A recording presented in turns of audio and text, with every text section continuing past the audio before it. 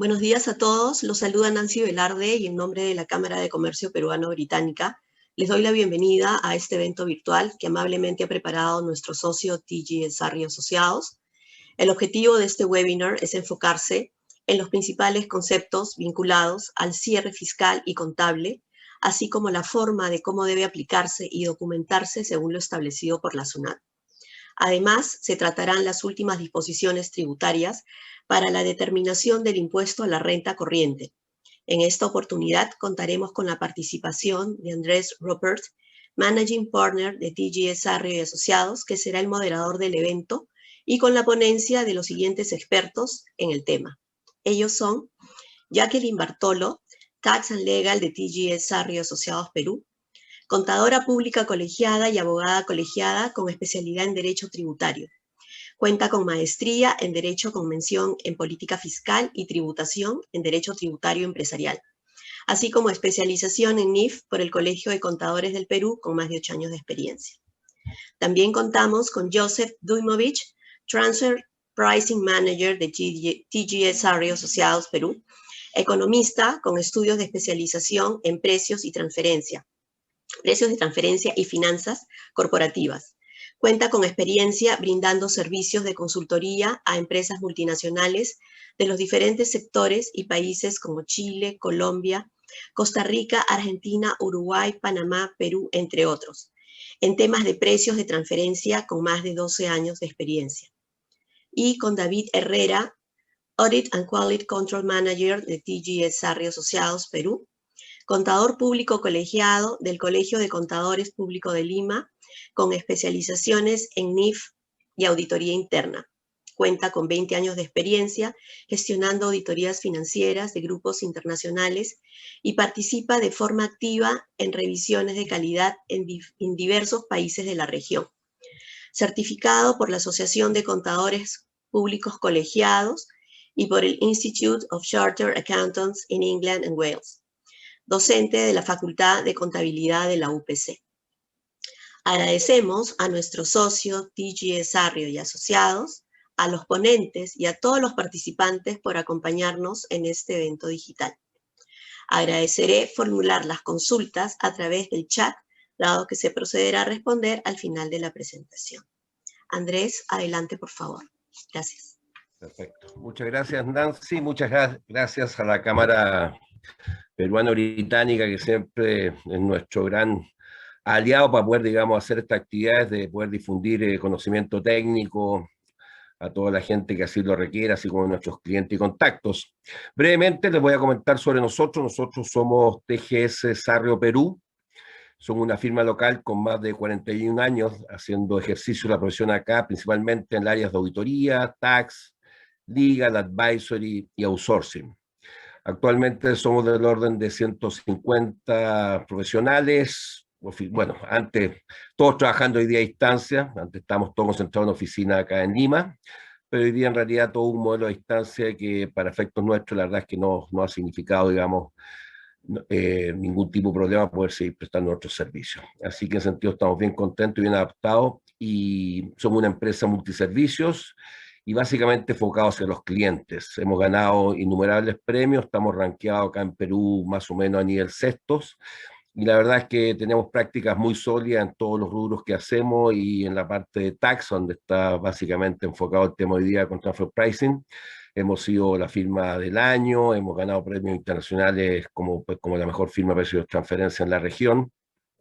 Así que sí creemos que contamos con la experiencia y con el personal y profesionales muy calificados para no solo poder transmitir hoy día la información que les queremos traspasar, sino para cualquier consulta o futuro servicio que puedan requerir de parte nuestra.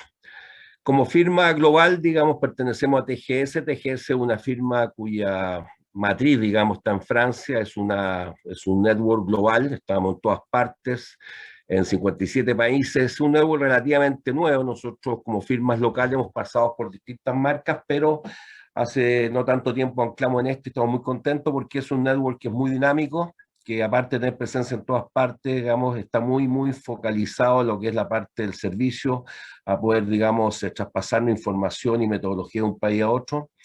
y con un enfoque global, pero muy local, lo que llamamos nosotros. O sea, está bien global, pero nosotros tenemos un enfoque muy hacia la región, y por ende, digamos, con todas las oficinas de la región, todos nuestros socios, tenemos absoluta, digamos, contacto, interacción, webinar y traspaso de documentación, información, y muchos clientes referidos. Así que creemos que tanto aquí como en toda la región TGS, digamos, a través de TGS, podemos prestarles todos los servicios que ustedes pudiesen requerir. Así que, nada, con esto, muchas gracias por su participación. Espero que aprovechen al máximo a los expositores, hagan todas las preguntas, consulte todo lo que quieran consultar, y nuevamente agradecerles que estén hoy día participando. Así que ya con esto damos por inicio ya, digamos, el webinar técnico, y dejo con ustedes a Jacqueline Bartolo. Muchas gracias. Muchas gracias a todos. Gracias a la cámara por la invitación. Mi nombre es Jacqueline Bartolo, soy parte del equipo de Tax and Legal. Vamos a comenzar con una parte muy interesante para todo el equipo contable y tributario para este cierre anual.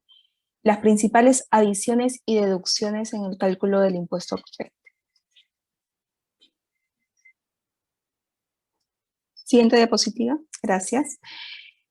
Un punto interesante para partir de este cálculo es el principio de causalidad de la renta gravada, que está descrito, tipificado en el último párrafo del artículo 37 de la Ley del Impuesto a la Renta, que nuestra jurisprudencia ha indicado que corresponde a esos gastos necesarios para producir la renta gravada, que no se tiene que encontrar proscrito o prohibido por la ley, enumerado en el artículo 44 de la Ley del Impuesto a la Renta, como son las multas, las sanciones, aquellos actos de liberalidad que se le puede hacer de forma personal a los accionistas, ¿no? Son esos gastos descritos que están prohibidos.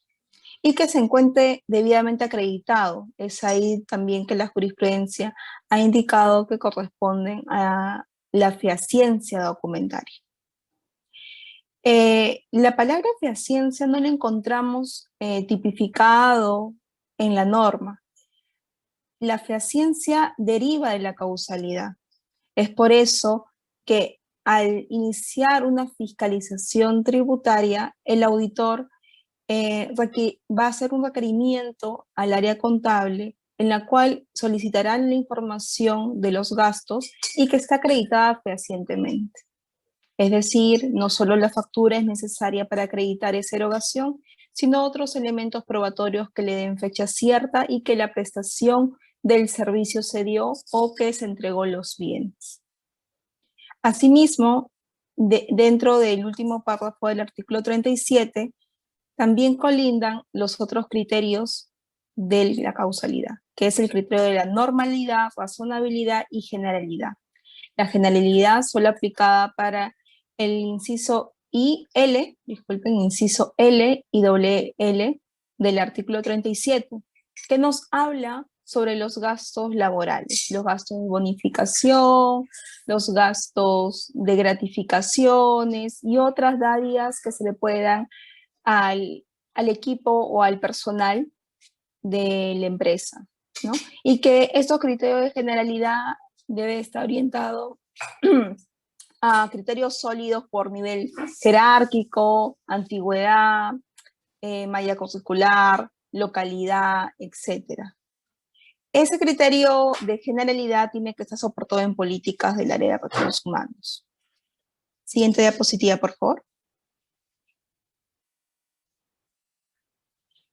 Un aspecto importante que hemos recibido en este ejercicio y que ha sido muy interesante por parte de todos los equipos de contabilidad son los gastos financieros. Atendiendo al contexto del 2020, muchas empresas han visto orientadas a recurrir a un financiamiento, ya sea por bancos, por terceros independientes o por sus vinculadas.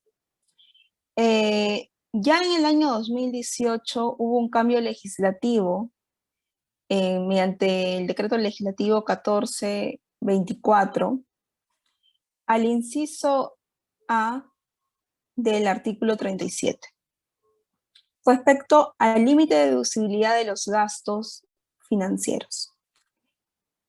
en el cual describe que va a existir una norma transitoria. ¿Qué quiere decir esto? Que durante 2 años, que iba a ser ejercicio fiscal 2020, 2019 y 2020, iba a aplicarse una norma de forma transitoria. ¿Cuál es esa norma? La regla de la subcapitalización. Y a partir del 1 de enero del 2021 iba a cambiar, en la cual se va a aplicar ahora el 30% de levita tributaria, ¿no? Que ya el equipo contable, los equipos tributarios de las distintas empresas ya han visto su impacto para este 2021 en los estados financieros proyectados en los presupuestos anuales. Para el año 2020, que es el año del cierre fiscal, nos indica que va a estar dentro de la regla de la subcapitalización esos préstamos, endeudamientos que hemos contraído con vinculadas, terceros y bancos, constituidas a partir del 14 de septiembre del 2018.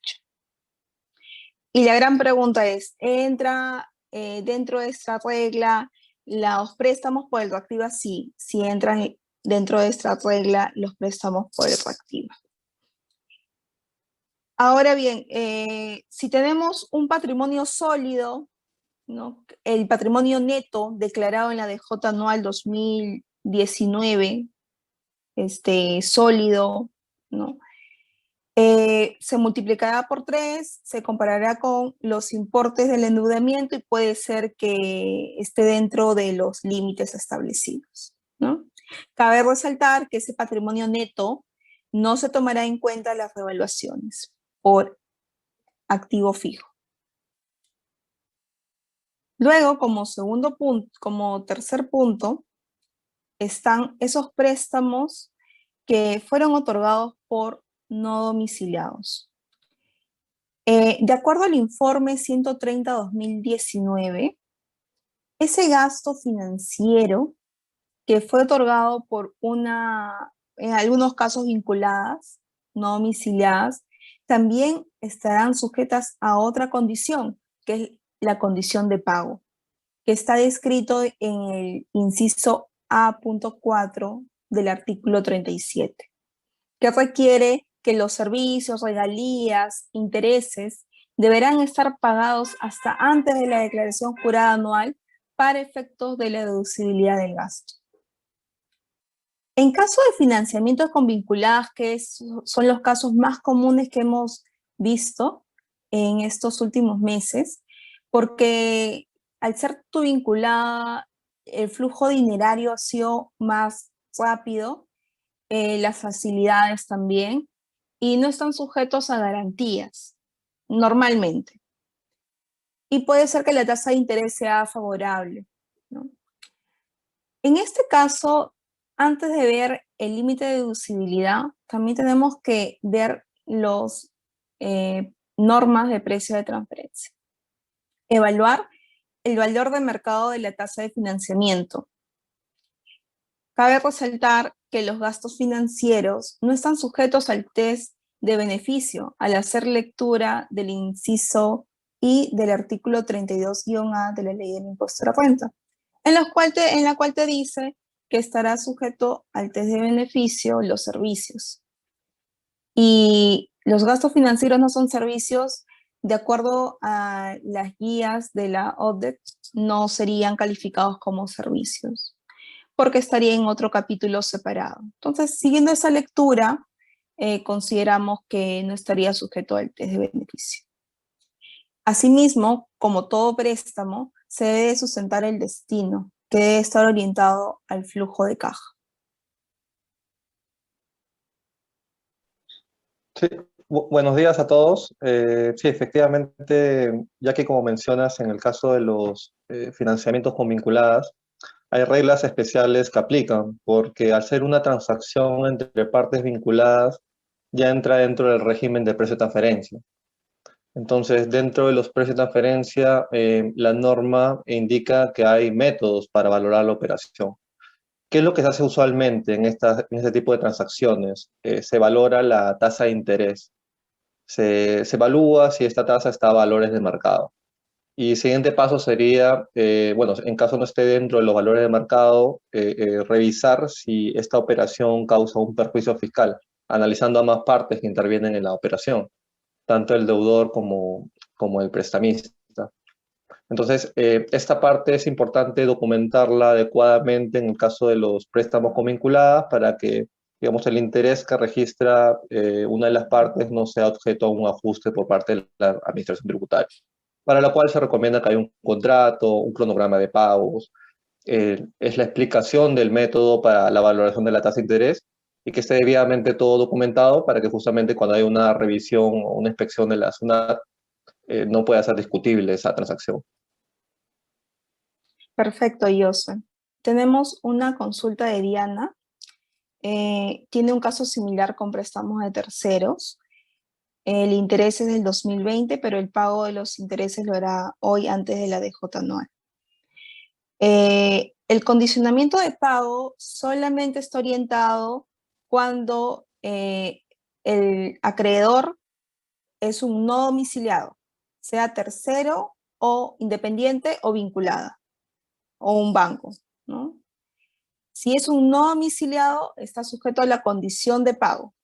Si estamos hablando entre acreedores domiciliados en el territorio peruano, no estaría sujeto al pago. Solamente el principio del devengo de acuerdo al artículo 57 de la ley del impuesto. El devengo tributario. Indica que si es domiciliado, no está confirmado, no es no domiciliado, disculpen, por tanto, sí estaría sujeto a la condición de pago y si se está cumpliendo con eso antes de la declaración jurada anual, no habría ningún problema de la deducibilidad teniendo este primer checklist. Los segundos checklists serían si está valor de mercado, si tenemos los contratos, si está orientado para el flujo de caja y el capital de trabajo de la empresa, que no está orientado para la distribución de dividendos. Bajo esa premisa, sí sería deducible. No es un principio de lo percibido, es el principio de lo devengado. Como empresa, vamos a evaluar el devengo tributario de acuerdo al artículo 57.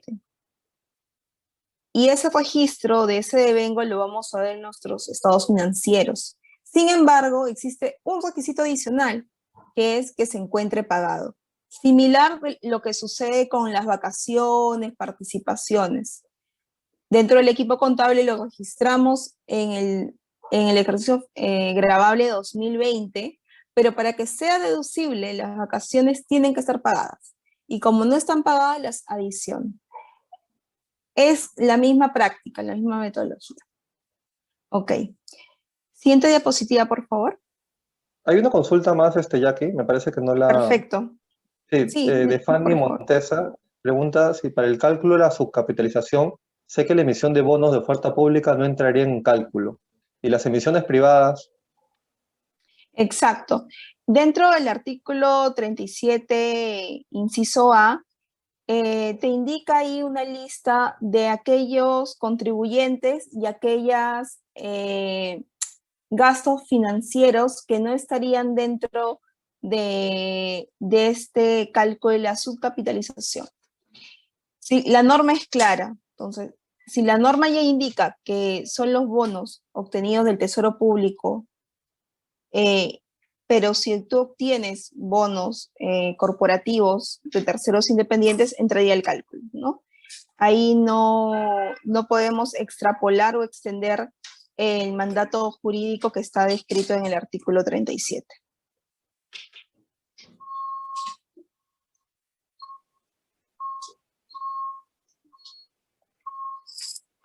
Ok.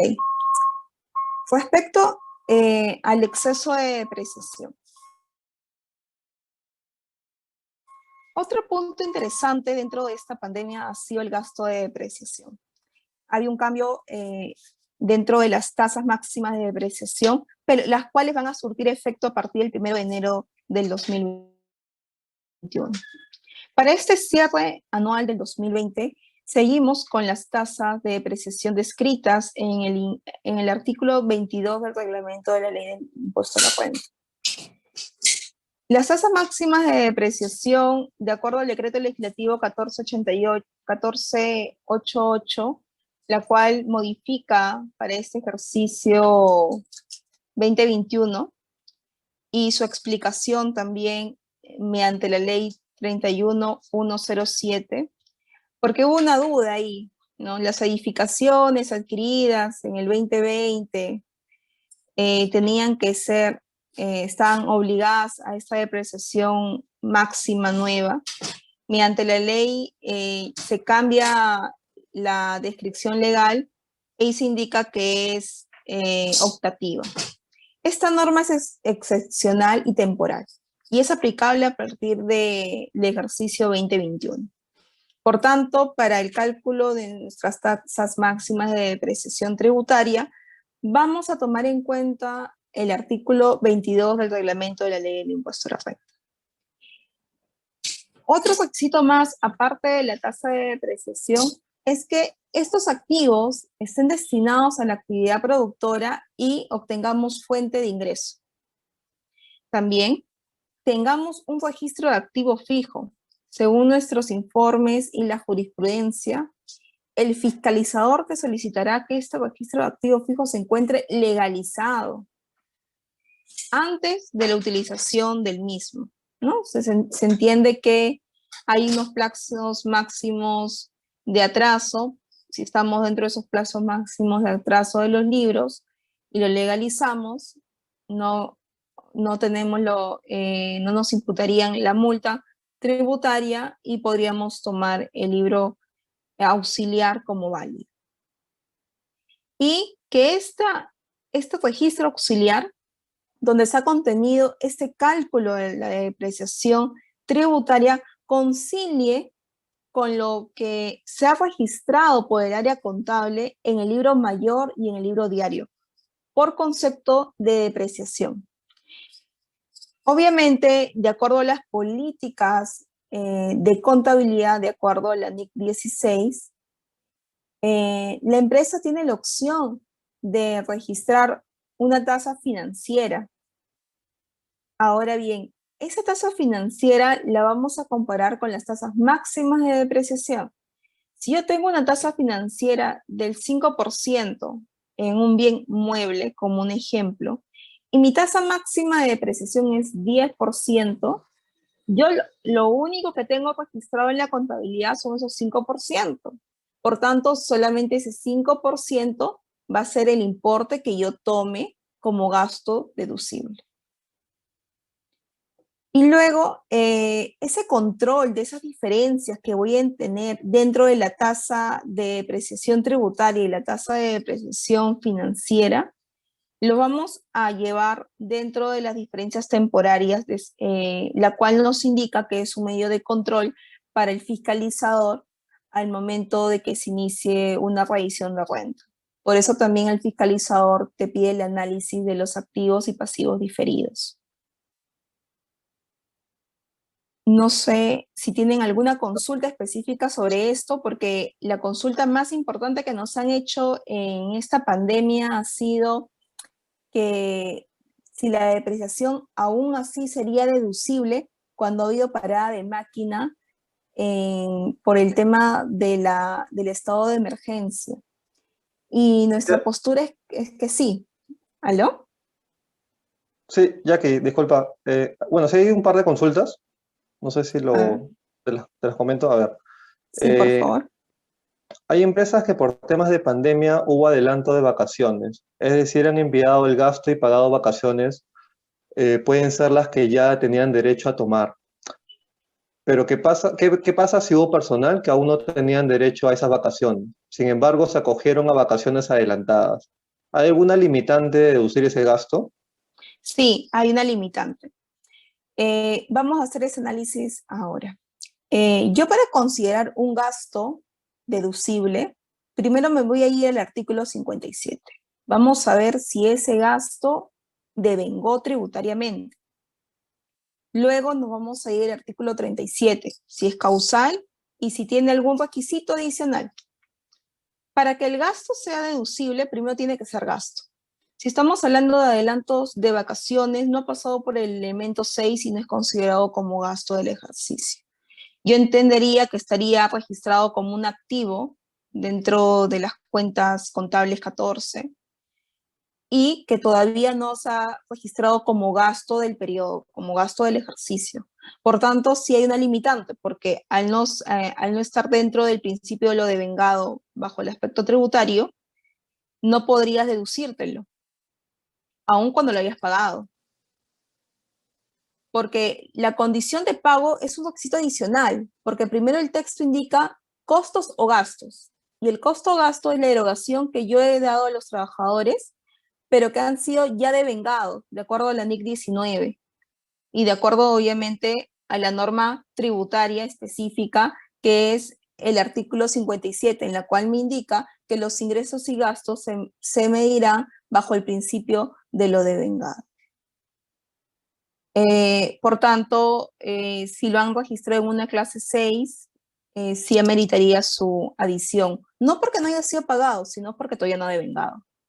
Si lo han registrado en una clase 14 como activo, no habría ningún efecto en la determinación del impuesto corriente porque no ha afectado el resultado del ejercicio.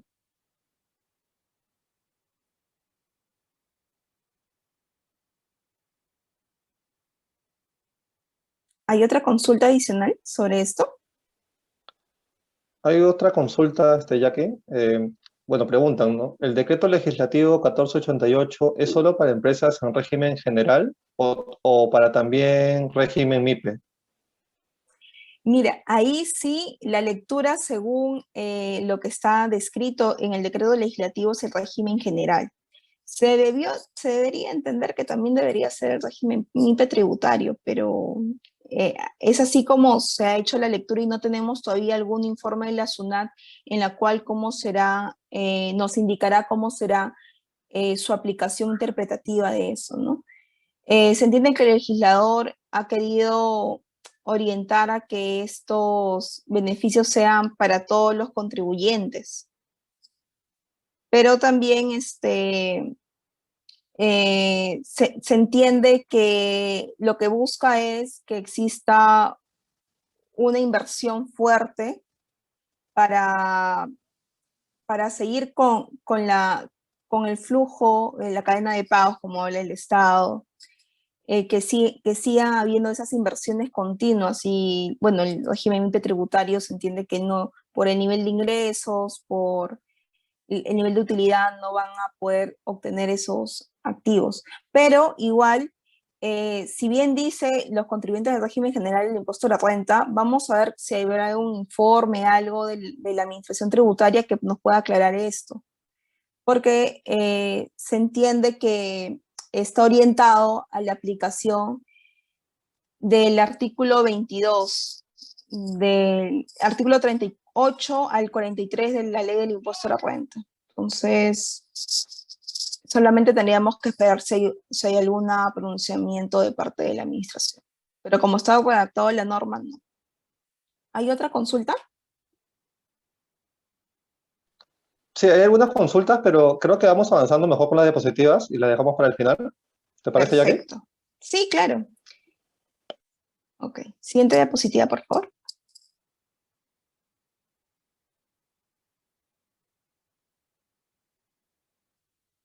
Ok.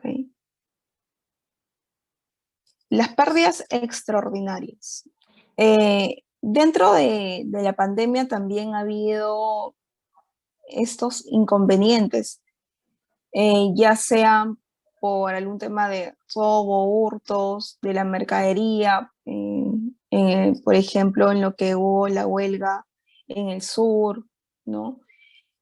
Lamentablemente, la administración tributaria indica que para que estas pérdidas extraordinarias sean deducibles, sí tiene que ver un acta emitida por el Ministerio Público de un archivo definitivo que no se puede hacer una persecución penal o que exista sentencia judicial en la cual se declare como válido esta pérdida extraordinaria.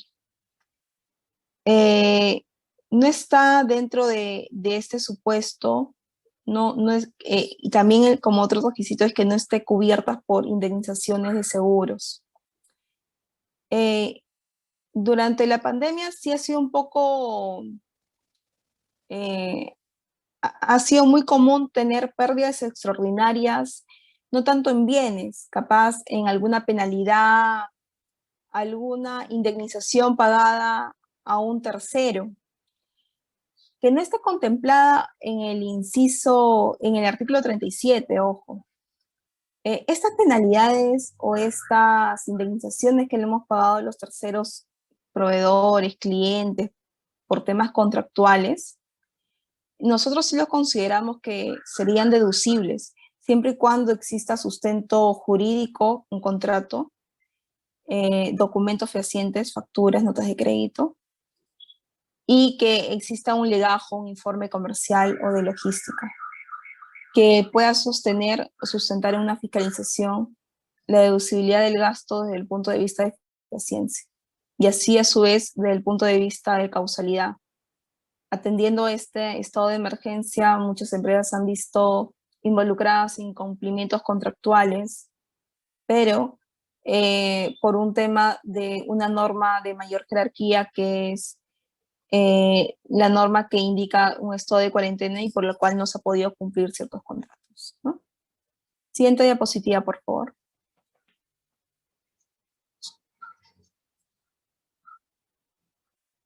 Un cambio muy interesante de parte de la administración tributaria ha sido la norma de mermas y desmedros dentro del reglamento, mediante Decreto Supremo número 88/2020.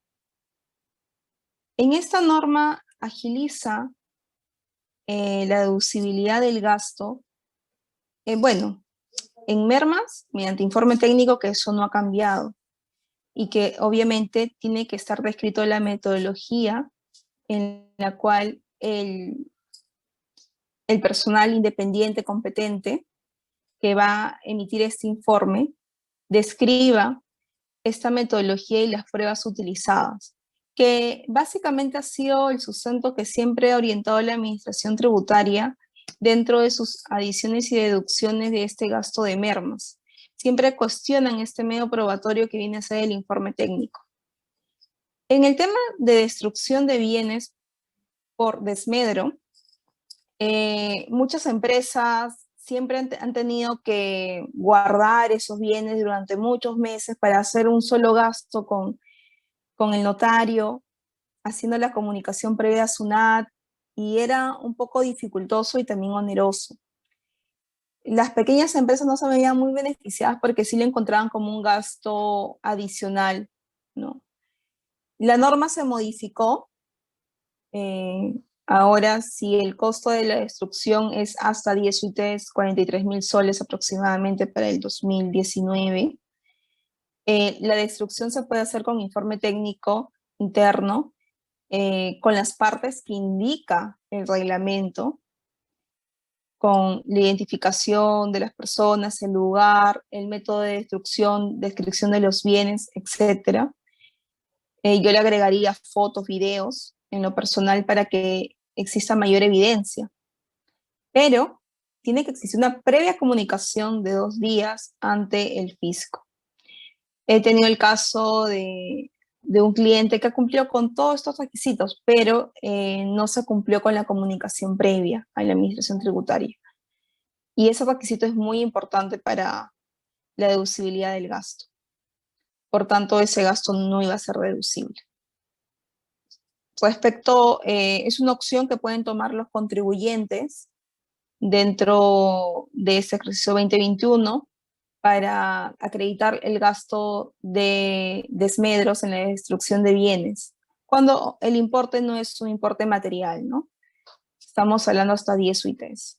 Si es un importe material, en lo personal, considero que se haga un esfuerzo y se siga optando por el acta notarial respecto a todo el universo, ¿no? Porque te dice la norma hasta 10 UITs lo puedes sustentar con informe interno, el excedente ya tiene que ser con acta notarial, pero si vamos a hacer ya este esfuerzo de gastar en este excedente, mejor hagámoslo por el 100% del universo. Y sustentémoslos con acta notarial previa comunicación a la SUNAT para acreditar los requisitos de deducibilidad. Siguiente diapositiva, por favor.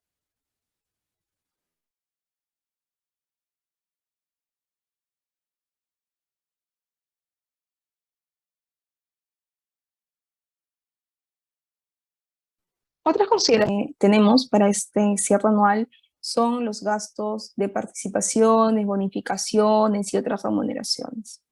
Ha habido un par de informes de la Administración Tributaria en el 2020 respecto al devengo tributario, en la cual el contribuyente remite una consulta a la Administración respecto a las participaciones extraordinarias o bonificaciones adicionales que se le dé al trabajador, la cual va a estar condicionada a que este trabajador siga su vínculo laboral para este 2021. Por tanto, la Administración Tributaria indica que para efectos del devengo tributario, eso calificaría como un hecho suspensivo, condición suspensiva. Por tanto, el gasto devengará no en el 2020, sino en el 2021, aun cuando lo pagues. Por eso, en la anterior consulta de nuestro colega, hay que evaluar el devengo. ¿Cuándo devenga esa erogación, ese gasto? Luego de evaluar el devengo de acuerdo al artículo 57, nos vamos a las otras condiciones especiales, que para el caso de las participaciones y bonificaciones tiene que estar pagadas hasta antes de la DJ anual.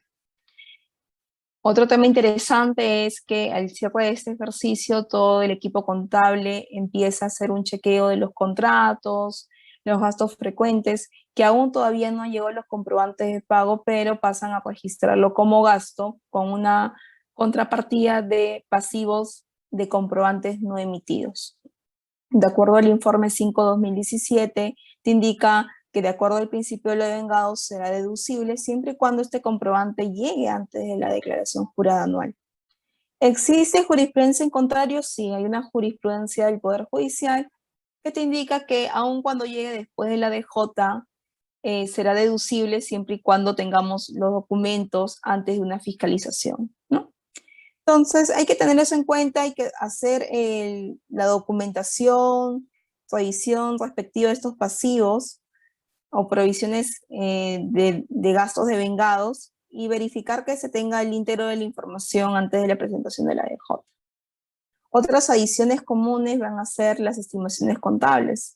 Muchos de los contribuyentes ya tienen implementado la norma 16, la NIF 16, por activo de cesión de uso, y la NIF 9 de instrumentos financieros respecto a la política de deterioro por riesgo de pérdida crediticia. Estas estimaciones, al no cumplir los requisitos de deducibilidad, serían adicionados. Por el concepto de activo por cesión de uso, yo adiciono el gasto financiero y la depreciación de este activo. Pero no lo pierdo. Si bien lo adiciono, yo deduzco el gasto por meser conductiva sustentado en facturas o voucher de primera categoría. El efecto entre la adición y deducción es un importe small, no es material, pero recomendamos hacer esa trazabilidad para que en una fiscalización se le comunica al fiscalizador que se hizo la adición de estas estimaciones contables porque no está sustentado en un costo histórico, no tenemos comprobante de pago por este activo por cesión de uso. Y se ha realizado la adición. Y a su vez se realizó la deducción del gasto devengado por efectos tributarios y que está sustentado en comprobante de pago, de acuerdo al informe 5/2017 SUNAT. Por la NIF 9, el gasto de pérdida crediticia, al estar registrada de forma global, no cumplimos con el requisito de que se encuentre desagregado e identificado en el libro de inventarios y balance. Por tanto, sería una estimación contable sujeto a adición. Normalmente las empresas que ya han aplicado NIF 15 tienen en algunos casos reconocimiento de disminuciones de ingresos por descuentos o penalidades que de acuerdo a sus políticas contables deberían reconocerse al cierre del ejercicio anual. Estos registros contables que representan una disminución del ingreso anual, al no estar sustentado en comprobante de pago, llámese nota de crédito o factura, y a su vez sustentado con otros elementos probatorios, no serán deducibles, de acuerdo a lo estipulado en el artículo 57 de la Ley de Impuestos a la Renta. Esa sí es una prohibición que sí está descrita en la ley. Muchos de ustedes han optado por solicitar las subvenciones del gobierno en planillas en el mes de abril. Esas subvenciones, al no formar parte de ingresos provenientes de terceros, sino de un designio legal del Estado, no estaría grabado con el impuesto a la renta, por tanto, corresponde su deducción, pero se activa lo descrito en el inciso P del artículo 21 del reglamento de la ley del impuesto a la renta, el cual indica que si yo tengo rentas no grabadas y rentas grabadas, tendré que hacer el cálculo de la prorrata de gastos comunes. Yo imagino que ese importe no sea tan representativo, pero debemos hacer ese ejercicio y ese cálculo en nuestra determinación del impuesto anual. Siguiente diapositiva, por favor. Doy pase ahora a Joseph Tumovich, nuestro gerente de precio de transferencia.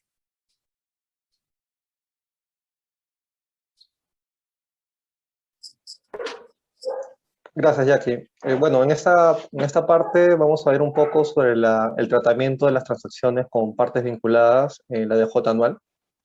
Al siguiente, por favor. A ver, todas las transacciones realizadas con partes vinculadas y también, bueno, con paraísos fiscales que están dentro del régimen de precio de transferencia tienen que ser valoradas a precios de mercado. Eso está especificado en el artículo 32 de la Ley de Impuesto a la Renta. Pero en este caso nos estamos centrando en los criterios de deducibilidad para los gastos por transacciones con partes vinculadas. ¿Por qué? Porque es el tipo de operación que normalmente se centra en los fiscalizadores cuando revisan precio de transferencia. Entonces, tenemos algunas partes importantes que hay que documentar adecuadamente para que la transacción no sea desconocida para el tema de la deducción. A ver, por un lado, como le decía, la transacción tiene que estar a valores de mercado, entonces esto normalmente se sustenta con un estudio técnico de precio de transferencia, en el cual se describe el método que se ha seleccionado para valorar la operación y finalmente se determina si está dentro de un rango de mercado. Eso es lo primero que se tendría que tener. Bueno, también ahora algunas empresas, de acuerdo a su nivel de ingresos, están obligadas a la declaración jurada reporte local. Esta que se presenta en junio de cada año, ¿no? Respecto a la información del año anterior. El reporte local es bastante similar al estudio de precio de transferencia, solamente que ahora la SUNAT, para entender mejor las operaciones, la forma, el procedimiento para llegar al valor del mercado, está pidiendo documentación adicional. Por ejemplo, los papeles de trabajo, todos los Excel, ¿no? Las plantillas que se han utilizado para aplicar los métodos, las fórmulas, la información de las comparables, que son la fuente de información para llegar a estos márgenes o precios de mercado. Entonces, esa es la diferencia con el reporte local. Pero bueno, toda esta información sirve para justamente sustentar que la operación está a valores de mercado. Aplica a bienes, a servicios, a préstamos convinculados, alquileres de inmuebles, a pago de regalías, pago por alguna transferencia de intangibles, etc. Se aplica a cualquier tipo de operación. En el caso, a ver, hay información también adicional que se tiene que considerar para justamente sustentar el estudio de transferencia. Por ejemplo, los contratos. Los contratos es importante porque ahí se definen las obligaciones y las responsabilidades de las partes que intervienen en la transacción. Entonces, hemos visto mucho en nuestras consultorías que hemos realizado, ¿no? A clientes de diferentes sectores que tienen la operación con la vinculada, pero no hay un contrato formalizado. Entonces, eso se recomienda porque es uno de los primeros puntos que pide un fiscalizador cuando revisa transacciones con partes vinculadas. En el caso de los servicios, sí hay mayor información que hay que documentar y tenerla a la mano ante una fiscalización. Por ejemplo, en el caso de los servicios recibidos de no domiciliados, hay que acreditar el pago. Este tiene que haber sido realizado antes de la DJ anual. Eso está en el inciso A4 del artículo 37 de la Ley de Impuesto a la Renta. Esto aplica solamente para servicios con no domiciliados. Ojo. Y además, el test de beneficio, que seguramente varios han escuchado. Esta es una parte que está dentro también de la normativa de precio de transferencia. Específicamente se encuentra en el inciso I del artículo 32A de la Ley de Impuesto a la Renta. Y también en su reglamento se detalla un poco más de cómo se debe de realizar. Básicamente, lo que tendría que sustentar la parte receptora del servicio, o sea, la que está deduciendo el costo-gasto, cuál es la necesidad que tiene de recibir ese servicio de una vinculada y no tal vez de un tercero. También tendría que sustentar por qué no tiene la capacidad de generarlo internamente con el personal que cuenta. Entonces, todo eso tiene que sustentarlo con documentación, con información que sean de fuentes confiables, para que también la SUNAT, tanto en la fiscalización, no le desconozca el gasto o parte del gasto que está considerando. Entonces, en líneas generales, estos serían los aspectos que deberían de considerar los contribuyentes que realizan operaciones con partes vinculadas. Por un lado, tener el estudio de precio de transferencia, la documentación adicional que soporte ese estudio de precio de transferencia, acreditar el pago del servicio y contar con un test de beneficio. Con toda esa información ya un contribuyente estaría bastante cubierto ante, ¿no?, una inspección de la administración tributaria. Básicamente sería eso. Exacto, Jose. El tema de precio de transferencia, muy pocas empresas han tenido la oportunidad de tener una fiscalización. Es un equipo especializado de la administración tributaria. Los puntos importantes de la documentación adicional, se entendería que ya el contribuyente debería tenerlo no por la norma del artículo 32-A, sino por el tema de fehaciencia. Las actas de conformidad de entrega y acta de conformidad del servicio también son puntos importantes. Las guías de remisión, todos los documentos que acrediten la prestación efectiva de este servicio. Y el test de beneficio, que si bien ha sido nuevo para algunos contribuyentes, ya antes de que esté descrito y más especificado dentro del artículo 118-A del reglamento, a partir del 1 de enero del 2019, las guías de la OCDET te orientaban qué era el test de beneficio. Este punto es nuevo, sí, para los contribuyentes, pero necesario que sea documentado y sustentado, que se acredite el test de necesidad y se desvirtúe dentro de estas erogaciones por servicios a las vinculadas cualquier gasto vinculado a la gestión del accionista. En algunos casos, gastos de asesorías legales por reestructuración, auditorías de la matriz, revisión de estados financieros que son gastos de la matriz propiamente dicho, etc.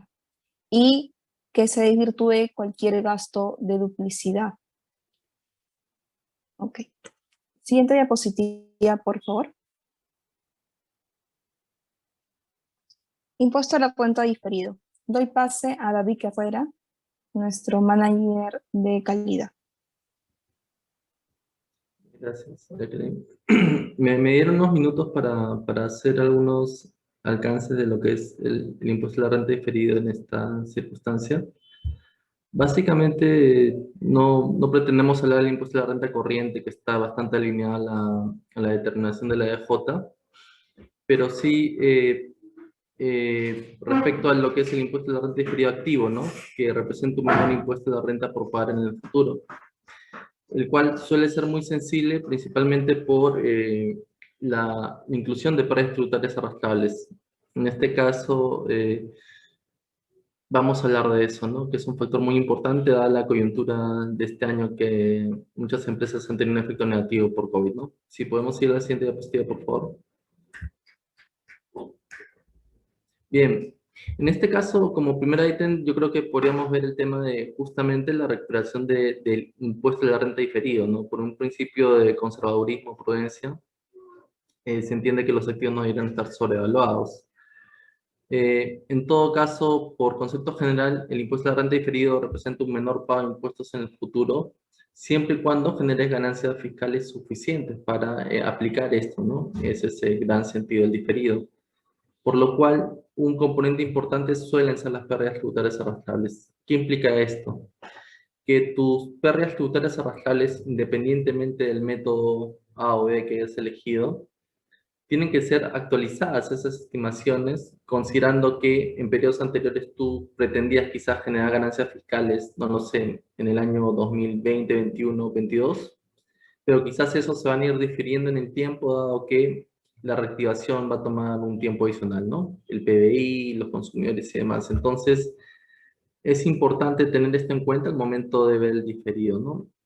Pero siempre, por favor, tomando en cuenta el principio de prudencia, el marco conceptual, y también, bueno, en escenarios mucho más drásticos, considerar el tema del principio de empresa en marcha, ¿no? Por el cual ya muchas empresas, en algunos sectores muy identificables, llámese restaurantes, cines y demás, ya la certeza es mucho menor, ¿no? Bien. Y el otro punto que quería comentarles es respecto a las tasas fiscales, ¿no? Que se espera de que sean de aplicación en el periodo en que el activo se realice o el pasivo se cancele, como indica la diapositiva. Acá lo que les quiero comentar es que el reciente cambio de derogación de la ley del régimen agrario ha hecho que se revierte este beneficio que tenían en el nivel de la tasa impositiva de renta y que el incremento sea gradual hasta una fecha, me parece que es 2028, ¿no? Lo que antes era hasta el 2031. Ahora, ¿esto qué ha significado en este caso en las empresas, ¿no? Que en primer lugar se tiene que hacer un régimen escalonado de en qué momento se piensa recuperar esos impuestos y aplicar la tasa correspondiente. Ya no va a ser tan fácil que era un tema dual, ¿no? Tasa de 15 y tasa de 29,5, ahora hay muchas más escalas, por lo cual tienes que interiorizar en qué momento van a vengar estas futuros partidas temporarias, ¿no? En el primer caso yo diría que la depreciación, ¿no? La diferencia entre base contable y tributaria de los activos fijos es lo que va a tomar más trabajo, en base a la experiencia que estamos viendo en bastantes empresas agrícolas. Y lo segundo es que va a tener un impacto brutal, ¿no? ¿Por qué? Porque el incremento de tasas gradual va a hacer que también tu impuesto de renta inferido eso se incremente, es lo que estamos viendo. Entonces, ponerle mucha atención a este A porque va a implicar un gasto adicional, si estamos hablando de impuesto de renta inferido en el caso de lo que es depreciación de revaluaciones o tasas diferentes, ¿no? De la contable versus tributaria. Muy bien. Entonces, si vamos a la siguiente diapositiva, también acá unos highlights de lo que es a tomar en cuenta, ¿no? Que en muchos casos ya Jacqueline y Joseph lo han venido comentando a lo largo de este webinar. Por ejemplo, el activo por derecho de uso, ¿no? De arrendamientos. Bien, el impacto no lo vemos tan significativo a nivel de diferido, pero sí recordar adicionar el efecto de depreciación y el valor incremental por linear el tiempo y deducir los pagos por arrendamiento, las facturas por arrendamiento, como indicó Jacqueline, ¿no? Después, la estimación de pérdida crediticia NIS 9, claro, ya no es sobre el esperado, ¿no? Ya no sobre el realizado, ¿no? Es el gran cambio de la NIS 9, pero igual las normas tributarias no han cambiado, por lo cual tienes que asegurarte de que cumpla con los requisitos tributarios, en este caso la ley de renta y reglamento, ¿no? Por otro lado, NIS 15, disminución del ingreso por estimaciones, también de acuerdo. Considerar que bajo NIS 15 penalidades o efectos de fidelización de clientes y demás suelen ser deducidos y vengados en periodos futuros, pero para fines de renta pueden tener un efecto diferente, ¿no? Otro tema más que hablamos, la depreciación contable versus tributaria, definitivamente va a generar diferencias temporarias para efectos de la determinación del diferido, ¿bien? Recuérdense nada más que solo es posible generar impuesto de renta diferido pasivo, dado que hay un requisito tributario de que la depreciación contable, perdón, para que la depreciación tributaria sea deducible tiene que estar registrado en libros. Entonces, esa condición hace de que solo permita generar impuesto de renta diferido. ¿Ok? Por otro lado, también me preguntaron qué efectos habría respecto a NIC 20 en el préstamo reactivo. Es un dato interesante. Es un dato interesante, ¿por qué? Porque en reactiva hay dos particularidades de este punto contable tributario, ¿no? Uno que es el periodo de gracia, que más bien recientemente entiendo se ha ampliado, hace que no pagues nada durante un año o quizás algo más, pero el interés sí se sigue devengando, ¿no? Lo que te pide la NIS en este caso es hacer el método del interés efectivo, por lo cual, en definitiva, va a haber un interés involucrado. Y por otro lado, que ese sí es deducible, por cierto, ¿no? Ese sí es deducible. Pero lo que sí deben tener cuidado son las comisiones o las tasas que tengan que pagar a COFIDE o algo más, que esos sí son deducibles en el periodo en el cual se devengan, ¿no? Pero ya sabemos que como NIS 9, todos estos costos que quizás son anuales, se devengan a lo largo del tiempo a través de justamente la tasa, el método de la tasa efectiva de NIS 9. Recordarnos. Penúltimo tema, participaciones, bonificaciones, lo comentó ya aquí, ¿no? Es entender que solo se deduce aquellas que se pagan, ¿no? El devengo es contable, tributariamente es lo que se paga. Pero casi, en base a nuestra experiencia, 9 de cada 10 contadores lo que hacen es considerar el pasivo a diciembre, ¿no? No son tan agresivos de considerar aquellos pagos que pretenden realizar hasta la presentación de la declaración jurada. Aparte que se hace mucho más o menos complejo el cálculo, ¿no? Al considerar que el pasivo es lo que tú vas a adicionar al final del día. ¿Bien? Y por último, bueno, los comprobantes no recepcionados hasta la fecha de la declaración jurada anual. Bien, claro, entendemos que los estados financieros ya están cerrados, algunos están en proceso de cierre, y ahí intentan acumular la mayor cantidad de devengos, ¿no? De las facturas que están recibiendo y estimar aquellas que aún no reciben, pero en cualquier caso es importante hacer eso. Yo inclusive tenemos ya estados financieros cerrados, pero claro, a raíz, operativamente este año ha sido caótico. Tenemos empresas que siguen recibiendo facturas de personas que lo han tenido en sus domicilios, ¿no? Por este tema de la pandemia, del cierre. En todo caso, bueno, las recibimos, pero entiendo que para fines de renta pueden ser deducibles vía default y no necesariamente están registradas contablemente, ¿no?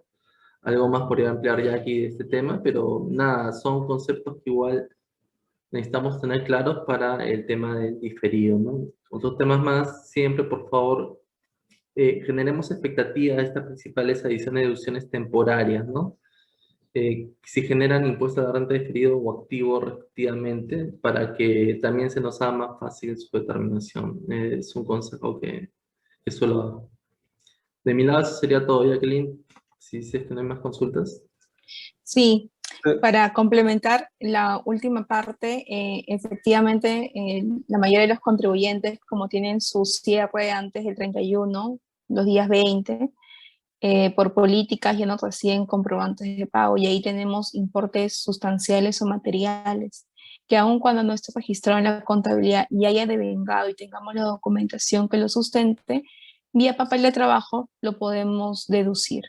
Obviamente que el registro para efecto de libros contables puede ser en el 2020-21 y en ese año de la DJ del 2020-21 será adicionado. Muchas gracias igual a todos por su atención. Si tenemos algunas preguntas adicionales. Sí, Jackie, hay varias consultas, vamos a tratar de resolver la mayoría. Sí, A ver, genial. les digo una. ¿Es deducible el monto de depreciación que está registrado en el libro de activos? Los montos que fija impuesto a la renta son los límites, las empresas lo siguen tomando como las tasas de depreciación. Vamos por partes. Si yo tengo como política contable y tributaria la tasa máxima de depreciación, que para el ejemplo sería 10% en muebles, se entiende que ese 10% está registrado tanto en mi registro auxiliar como en mis libros contables y también colinda con mis políticas contables. Por tanto, no habría diferencias. Ahora bien, si yo tengo como política contable una depreciación del 15%, entonces yo voy a registrar en mi libro mayor 15%. Yo en lo personal siempre digo al equipo contable que lo separe, ¿no? Si se puede, en subdivisionarios.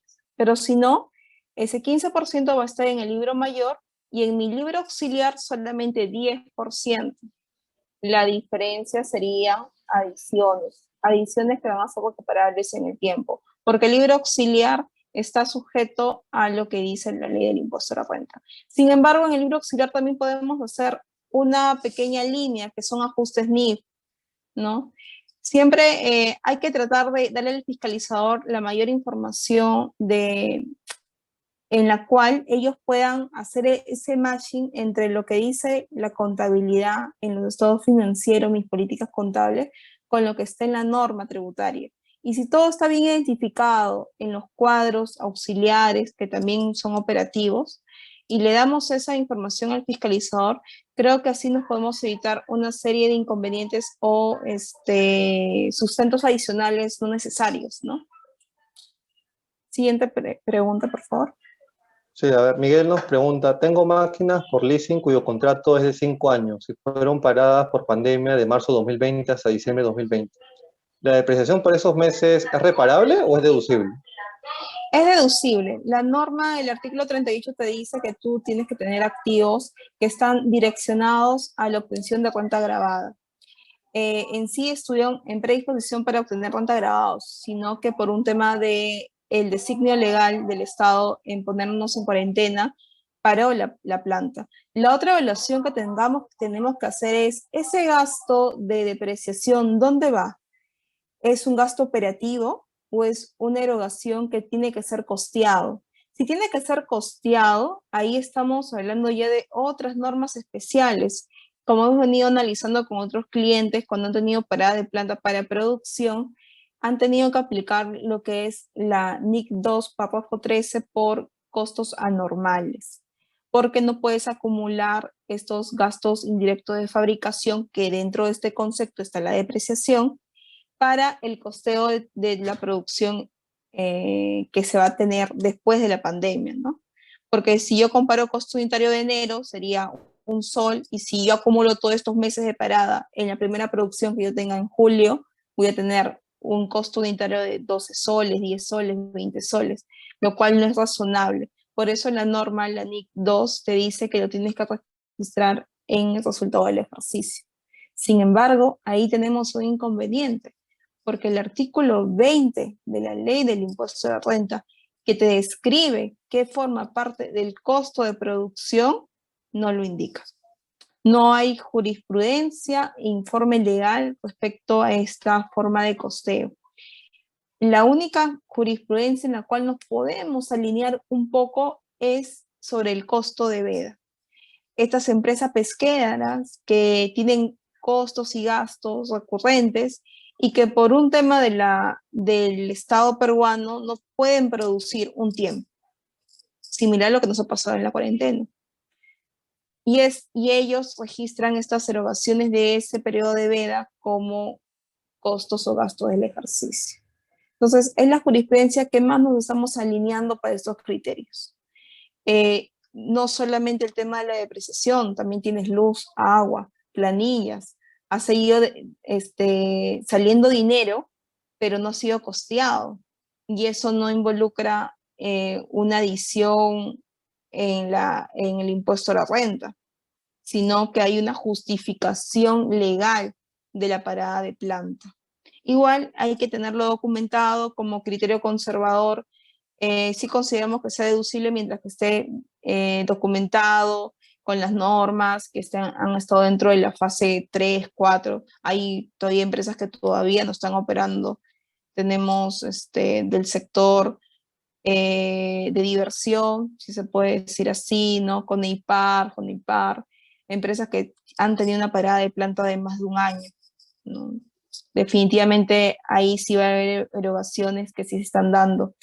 Ahora bien, por un tema contable, si por una política contable ustedes llegan a una depreciación de unidades producidas, obviamente, si no lo tienen registrado el gasto de depreciación, no sería deducible, porque no estamos cumpliendo con el requisito del registro contable.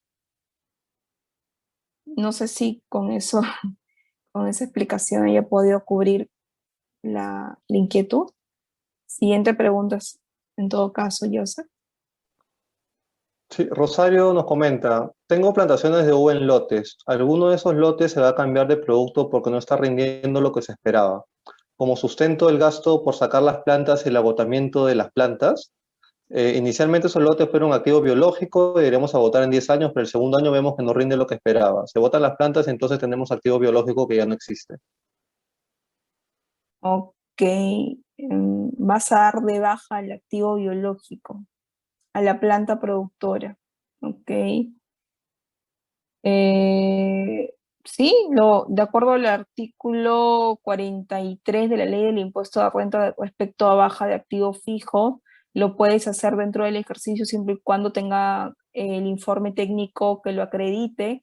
Si no, tendría que ser apreciado a lo largo del tiempo.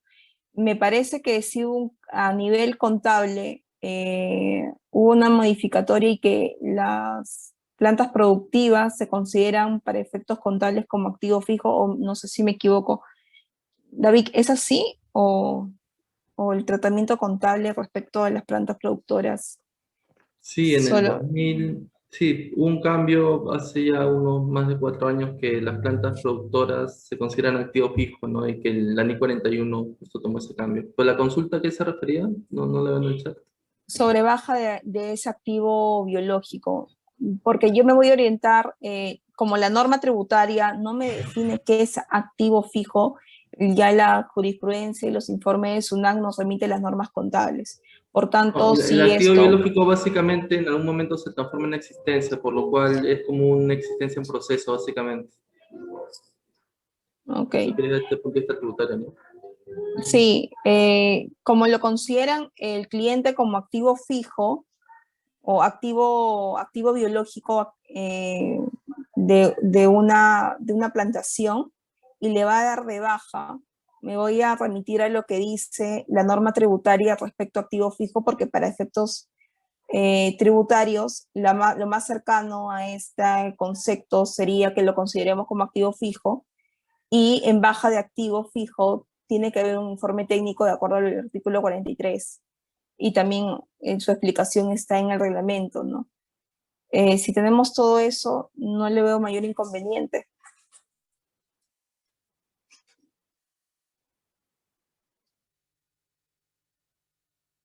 Siguiente pregunta, o si tiene alguna otra explicación mayor, con gusto le podemos.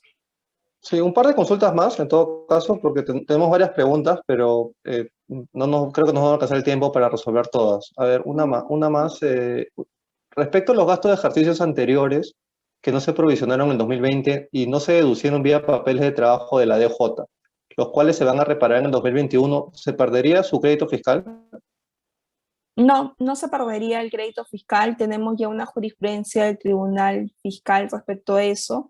Si bien el artículo 18 de la ley del IGB describe que no vas a poder tomar como el crédito fiscal de aquellos comprobantes que no cumplan los requisitos de la ley del impuesto a la renta, en esa explicación del RTF es respecto a los gastos prohibidos y los gastos que exceden el límite de deducibilidad. Ejemplo, si tengo un gasto de representación que ya excedió el límite de deducibilidad, no me puedo tomar el crédito fiscal. Si tengo un gasto de liberalidad prohibido en el artículo 44, no me puedo tomar el gasto. Pero el que te define el criterio del devengo es el artículo 57. Y ese criterio del devengo no lo puedo trasladar a la norma del IGB. Por tanto, aun cuando haya superado el año y no me lo haya tomado como gasto, no me puedo tomar el crédito fiscal, siempre y cuando no superen los 12 meses de la emisión del comprobante, ¿no? Pero sí me lo puedo tomar, sí puedes considerar el crédito fiscal. Siguiente pregunta, por favor. Bueno, consultaron una sobre el precio de transferencia, a ver, yo lo voy a responder. Perfecto. Sobre las obligaciones comerciales mayores un año, ¿no? Entre empresas vinculadas. Se consideraría como un préstamo al cual se debe aplicar un ajuste por precio de transferencia. A ver, en las transacciones con vinculadas, como les había comentado, se tienen que, digamos, valorar a precios de mercado. ¿Pero qué indica la ley de impuesto a la renta? Que el valor de mercado es el que pactarían terceros independientes en circunstancias comparables. Entonces lo que habría que evaluar en este caso es qué pasaría si fuera un tercero. Buscar un comparable interno, como le llaman. Se podría cobrar un interés, sí, por la mora, pero que habría que ver la circunstancia de la transacción. Tal vez en el contrato hay una cláusula especial, ¿no? Por atraso en los pagos, pero sí cabría, pero no como un préstamo, ¿no? Per se, pero sí habría la posibilidad de cobrarle una tasa por el atraso o la demora en el pago. Sí, eso sería, digamos, un escenario, ¿no?, moderado para considerar esa operación, pero no necesariamente como un préstamo, no tendría ese tratamiento. Para efectos tributarios, de acuerdo al cambio legislativo 1425, que modifica el artículo 57 de la Ley de Impuesto a la Renta, te dice que se tiene que analizar la transacción y evaluar los componentes que existen. A diferencia de la norma contable NIF 15, para identificar las obligaciones de desempeño, vamos a ver si este componente de financiamiento es material. Para la norma tributaria no es así. Si existe un componente de financiamiento, lo tienes que separar y el tratamiento tributario es diferente para cada uno, ¿no? Es distinto vender un bien de hoy día al contado que venderlo a un año. Entonces se entiende que hay un financiamiento implícito, pero todo eso tiene que estar sustentado, tanto en el comprobante de pago de forma separada, en los contratos de forma separada, en las órdenes de servicio, órdenes de compras, las cotizaciones, todos estos elementos, ¿no? Y ahí ver el tema ya del devengo para el reconocimiento de ingresos, para efectos tributarios. Para efectos contables, obviamente ya el equipo contable tiene sus políticas establecidas y la evaluación será diferente. A ver, ¿les parece que hacemos una consulta final, ya para cerrar el webinar? Sí, claro. Empresa agrícola que el cliente de supermercado devuelve producto totalmente malogrado y que debe ir inmediatamente a la basura y la devolución es de todos los días. No hay forma de comunicar a SUNAT, ya que es el mismo día en que nos enteramos de que la cantidad de vuelta y ese mismo día debe desecharse. Nos dice Rosario. Claro, ok. Lo que pasa que de acuerdo al reglamento de la ley del impuesto a la renta respecto a desmedros, existe un procedimiento especial para destrucción de estos bienes consumibles. Si está dentro de la lista de los bienes consumibles que tienen que ser desechados, hay un procedimiento especial. Entonces, te suscribes a ese procedimiento especial. Ahí están las carnes, los huevos, esas verduras, ¿no?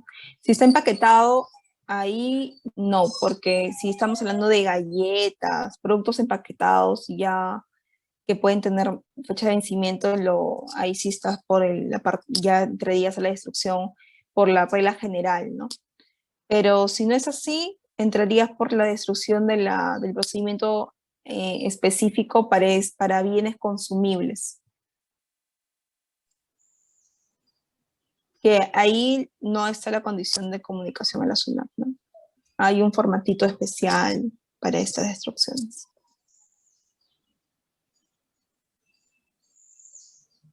¿Alguna otra consulta adicional?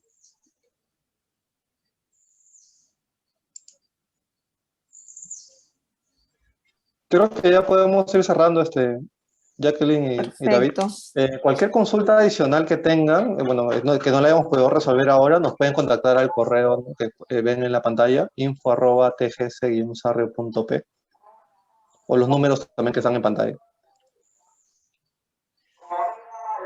Muchas gracias a todos por su tiempo y su amable atención. Sí, nosotros como Cámara queremos agradecer a nuestro socio TGS Sarrio, asociados, a los ponentes y a todos los participantes por habernos acompañado en este evento digital. Muchas gracias. Gracias, hasta luego. Chao. Muchas gracias a todos, hasta luego.